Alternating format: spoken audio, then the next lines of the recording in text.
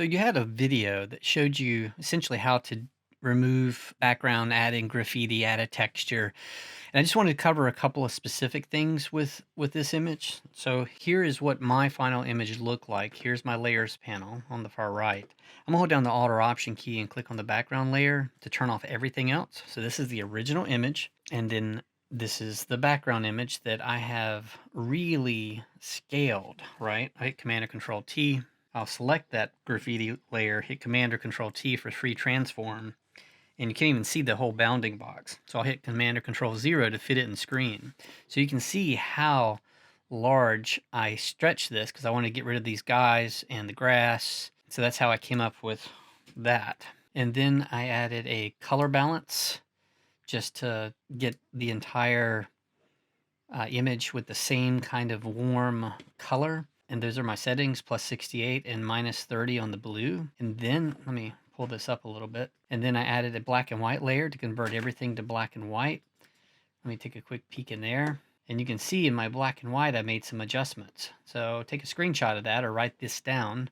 You know, red's 40, yellow's 153, green's 40, cyan's 60, blue's 20, magenta's 80. That way you can quickly get my exact same setting without having to drag the sliders back and forth and figure out what weird combination I used. And then I basically hit Command or Control J on the background layer. Remember, you got to select it, hit Command or Control J, and then you're going to get a background copy, and then I just drug it to the very top, just like that. And then I did select subject, Command or Control J, made a copy, drag it to the top, and all I did was come over here and choose quick selection tool, choose select subject, and then I think I asked you to go up to the fourth step above the model. So if this is the first step she's actually sitting on, that's 1, 2, 3, 4. So I'm going right there. I grabbed the polygonal lasso tool, held down the shift key. Again, I've already lost count. So this is 1 step, 2, 3, 4. And I clicked right outside, kind of came across her leg and then came inside. And then because the steps are not even, they're not level, they're kind of a little bowed from the wide angle lens. And I just kind of came outside, double clicked. So basically I got this entire selection. I added a layer mask, right? And it looks like I actually just deleted this layer mask and I applied it when it asked. So it gave me a transparent background. You don't have to do that. You can just leave it just as this layer mask. This will still work with this exact same control. Looks like I went back to this layer, hit select subject again, and just Command J'd the model to her own layer right here, right? It looks like I dodged right around her face area because she was a bit in shadow where the photographer didn't use a fill flash. So I just brightened her up a bit. And then I added a black and white adjustment layer. And that's just a generic black and white, nothing special. And then I pushed everything to its own layer. Remember that Command Option Shift letter E or Control Alt Shift letter E to squish all these layers together to the very top layer. And based on, I mean, look at it. It's got a bit more contrast and punch. Clearly, like look at this texture and the steps. Clearly, you know, I selected this layer. I went up to Camera Raw Filter, and it looks like I made some adjustments to clarity and texture. And I did a lot of stuff to really give it this kind of contrast and pop for the whole image, right? So you figured that part out to taste. Should look something like this. Doesn't have to look specifically like this. And then it looks like after I did all that, I'm going to turn off this mask. So look at that. It looks like what I did. I'm holding the shift key and clicking on my mask. I can see what I did. It looks like I went back to this layer. Remember, if you Command or Control click on a layer that has an applied selection, like I could have clicked on the layer mask if I had left it, but it looks like I threw away the mask and let it apply. So I have these transparent pixels. If I just Command or click on that, see how it loads a selection of just the model. And it looks like I just went up here to this layer and hit add layer mask while the select model was activated. And that's how I got that quick mask. And it looks like I did some custom dodging and burning on the model, right? Remember, see, watch. I'll turn this off. See, it looks like the texture is being applied to the entire model. The adjustments I made in Camera Raw. See, that's the adjustments in Camera Raw. And I didn't want that much texture and clarity on her face. And see how it's bringing out all the dust and little white dots in her pants. And it made her feet too dark. So I just kind of balanced that out. And then it looks like I applied a layer texture and then it looks like I did the same thing where I double clicked on the model to activate her selection, added a layer mask on the texture. So I'll turn that off. See, that's the texture applied with no layer mask, and see how it's too rough on the model, and overall it looks too dark, right? So it looks like I added this layer mask with the color burn blend mode, right? And then the last thing is this group of text, and it looks like all I did was turn all this off. I just made a selection where on the step she's sitting on, right? This exact step she's sitting on. I just made a selection, and I filled that selection with 50% gray. Remember, you do that by going up to edit and fill. Let me get on a layer so it'll actually let me do something.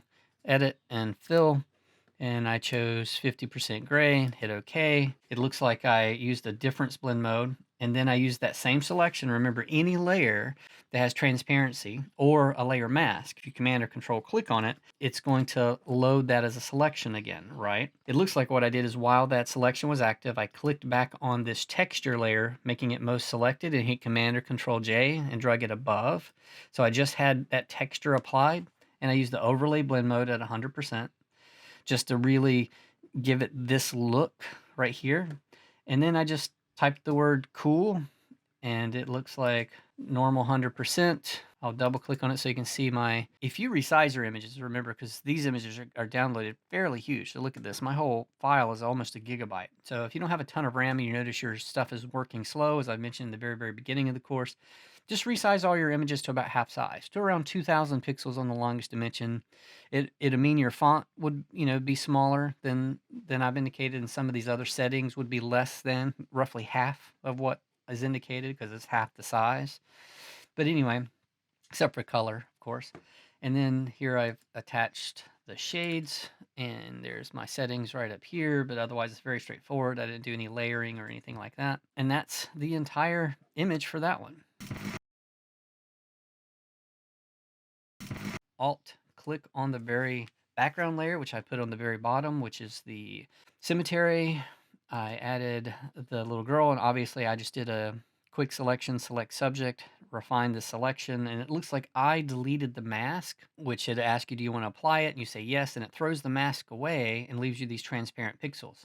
You don't have to do that. That's just what I did. And then I added just a levels adjustment where it looks like I basically just reset the black point is what I think happened. Let me add another one and we'll see. Levels. Yeah, see how there's no black point? It's missing and this white isn't pulled all the way over. So I delete twice to get rid of that. So yeah. And then like okay, then I decided it looks like the girl with the gas mask was too bright, and so was the balloon. I just pulled her brightness level down. And I remember I had to do a little bit of very manual selection right around this balloon where it met this headstone in the back to get that nice edge. And I think I did that with the elliptical marquee tool. Remember, whenever you choose that, if you hold down your space bar while it's active, you can move your selection around, then let go of your space bar and keep resizing, moving it around until you get kind of where you need to be. See what I'm doing? And remember, while the space bar is held down, you can move it around. And then I just kept doing this, getting it as close as I could get it. And see, eventually I got like, oh my gosh, this is taking forever. So I just let it go somewhere. And then I can move it manually like this, but I can't adjust it anymore unless, and this is what I did, I went up to select and down to transform selection. It gave me the same bounding box as a cropping tool. And remember, this is just gonna make it go bigger or smaller, right? But if you hold down the control key on a PC or the command key on a Mac, it allows you to warp it, right? So then I can just kind of keep dragging all these four corners until it matches or matches enough. And then I went in and painted the mask based on that. And then I applied this color fill, and you know how to do that. You know how to do that. You come to the little fourth icon over that creates a new fill or adjustment layer. I went to the very top and added a solid color, and I've already shown you my settings for this, which is 25, 55, 236, and I chose a soft light blend mode. Then I went to type in alone. I used Arial Black, regular at 762, sharp. I used blue, and how I got that blue is, remember, you can always double click on this text box, and there's the exact number. You key in 20, 26, and 117, but I think I just went in somewhere around this dark blue area with my eyedropper and sampled it. And then click the checkbox to lock it down. And then it looks like I just put in that wordage, this stuff, and I inverted it so that it would hide, I didn't have to make any complicated selections, and then just used a screen mode, and that's all I did for that. And actually on mine, I'm just now seeing because I'm zoomed in a bit more. Do you see this edge? You don't want to have that edge. So what we'll have to do is I'll hit Command or Control L to manually shift the proportions of white to black. Because remember, this is now just white text on black. So what do I need to do? Do I need to make the white brighter? Well, I can, but I need to make the black darker. Do you see how that edge right here disappears? So that's all I'm doing, just increasing the contrast of the white and black of this particular wordage. And you'll have to do that on both posters. And that'll fix it. Click OK, Command 0 to fit in screen, and that's how you get that image. Okay, this one is really straightforward, really based solely off of the videos that you watched. I started with this straight up image, and then I loaded in this background, and I noticed they were all coming in too bright. So for me, I added a blank layer and did a black to white gradient on the layer. Do you see? And see how much I faded it back. I faded it back 61% and used a multiply bit blend mode. For this one, I used a multiply blend mode and faded it back 45%. Now remember, I know it looks gray, but I drew, I chose gradient, I went up, chose basics, and I chose this black to white. And if you have default colors set up, your default colors will be right here, right? And I just drug until it was approximately like this. And what I'll do is I'll leave this one background toggled on. See, look, see it? It's just a little too bright. So that's why I added that. And so it's hard to see without having the background, because remember, I'm sure I selected the original guy, jumped him to his own layer, and yep, here he is up here. And I let him be at the top all the time, right? So that's why he's way up there. Must have a sepia on somewhere. No. Oh, that must have been his original color. Oh, that was just his original color. So, and then I'm doing all the background layers in between, right? So here's with that background, and you're like, well, that doesn't look so good. So it looks like I've made some adjustments. Here's one. Looks like this is getting rid of that, and that's on the wrong layer currently. There we go. So this layer was just getting rid of this little bright thing, this little spot retouching layer. And it still looks pretty odd, right? So there's probably some other adjustment at the very top that I've pushed up. Yeah, looks like this is the very top layer. And if you're having trouble reconciling the tones and local and global contrast, I always suggest just putting a black and white layer at the very top whenever you're doing these kind of composites, and it's going to quickly give you the tonal relationship. So that's probably what informed me to do these adjustments that I'm doing.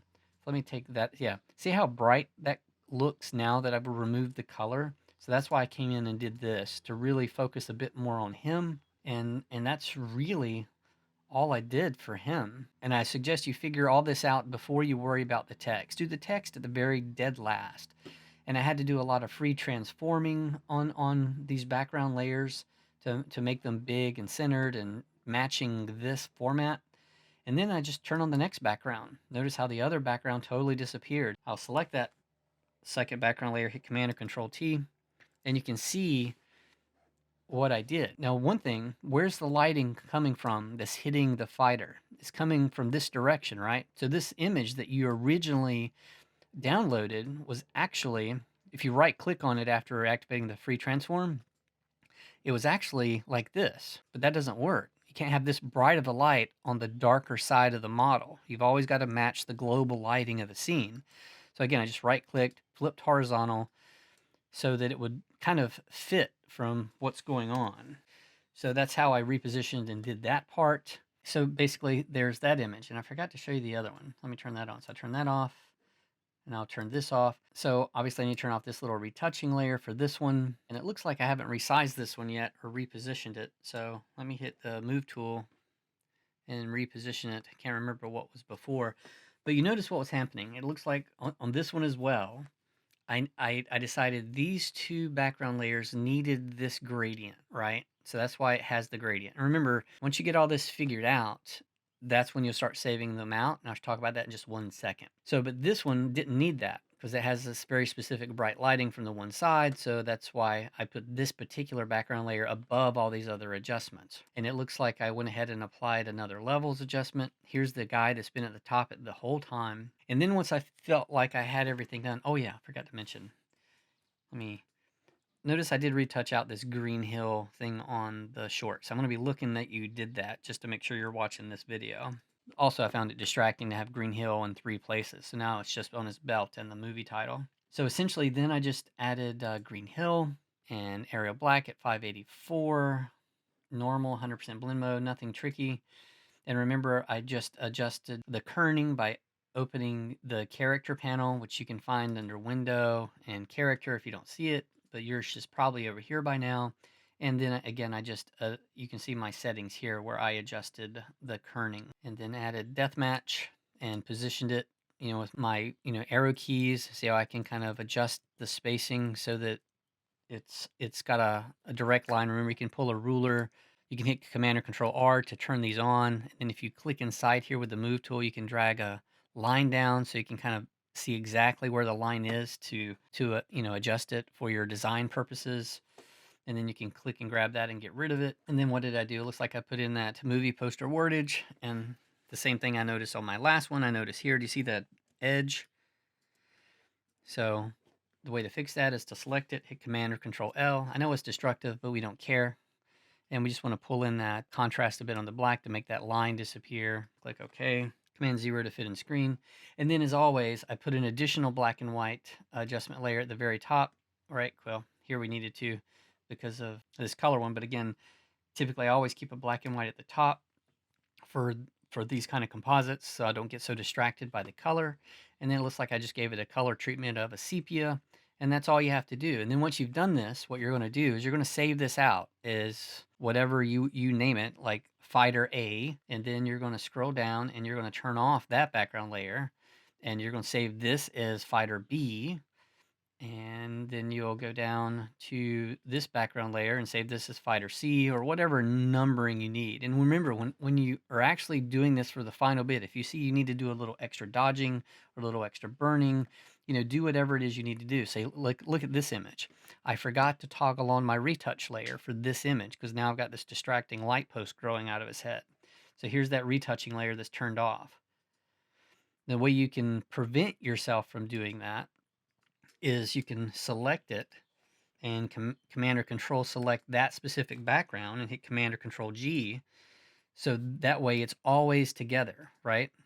So that way you just have to turn on the group, and you can go into the group by toggling it open, but otherwise that kind of protects you a bit. Well, I hope this has helped for a quick walkthrough. Can't wait to see what you do. Take care.